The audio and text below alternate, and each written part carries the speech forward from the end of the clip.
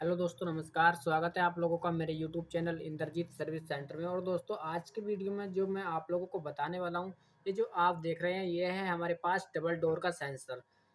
तो दोस्तों, इसको आज किस प्रकार से चेक किया जाता है, वो भी इस कंटिन्यूटी के माध्यम से, वो आप लोगों को मैं फुल जानकारी दूंगा। हमारे पास ये कंटिन्यूटी होनी चाहिए।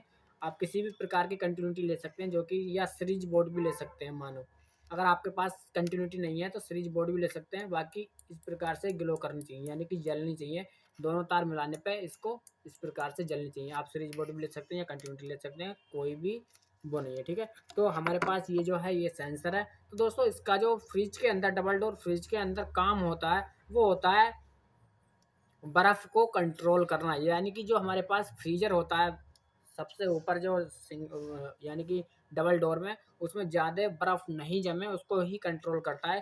सारा मह सबसे ज़्यादा जो महत्वपूर्ण काम होता है उसका वही होता है। यानी कि अगर हमारा फ्रीज़र ज़्यादा ठंडा हो गया मान लो, तो इसका जो सेंसर है हमारा ये, वो ऑटोमेटिकली कंप्रेसर को बंद कर देगा। ठीक है, क्या करेगा, जब जैसे ही हमारे फ्रिज में ज़्यादा बर्फ़ जमेगा तो दोस्तों, ये हमारा जो सेंसर है वो ठंडा होगा। बर्फ़ जमने के बाद, ठंडा होने के बाद क्या होगा, ये जो कंटिन्यूटी इधर से देता है, यानी कि जो सप्लाई देता है, इसकी डायरेक्ट सप्लाई हमारी क्या होती है, कंप्रेसर पे गई हुई होती है। कंप्रेसर पे जाने के बाद, जब गई होती है तो दोस्तों, कंप्रेसर पे जाने के बाद ये हमारी सप्लाई काट देता है ज़्यादा ठंडा होने के बाद। ठीक है, जैसे ही हमारा बर्फ़ पिघल जाएगा, पिघलने के बाद इसको ये थोड़ा गर्म हो जाएगा। गर्म होने के बाद दोस्तों, ये सप्लाई दोबारा से चालू कर देगा और हमारा फ्रिज कंटिन्यू चलता रहेगा। ठीक है, तो दोस्तों, इसका यही काम होता है। अब इसको चेक कैसे करना है यूट्यूब, यानी कि इसको चेक कैसे करना है इस कंटिन्यूटी के माध्यम से, वो बता देता हूँ।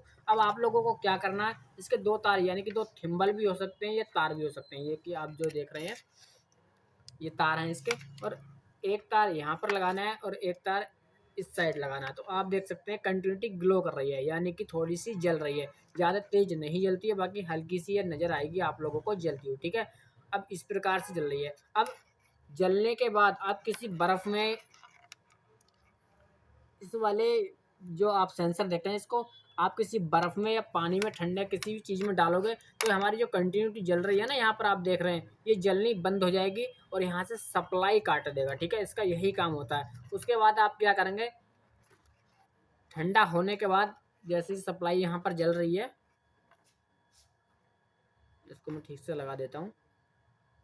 जैसे हमारी यहाँ कंटिन्यूटी चल रही है, उसको आप इस प्रकार से रगड़ेंगे। ठीक है, यहाँ पर तो आपको थोड़ा सा नज़र आएगा, इसमें फ़र्क दिखेगा कि हमारी जो कंटिन्यूटी है वो थोड़ा थोड़ा ग्लो, यानी कि तेज़ होने लग जाएगी। जैसे ही हमारा सेंसर गर्म होगा, वो हमारी जो कंटिन्यूटी है वो तेज़ होने लग जाएगी। आप किसी गर्म चीज़ से भी इसको गर्म कर सकते हैं, या अंगूठे की मदद से इस प्रकार से अगर इस पर आप रगड़ा मारेंगे, तब भी हमारी कंटिन्यूटी की जो ग्लोइंग लाइट है वो तेज़ होने लग जाएगी। तो आप समझो, इस कंडीशन में हमारा जो सेंसर है वो बिल्कुल ठीक है।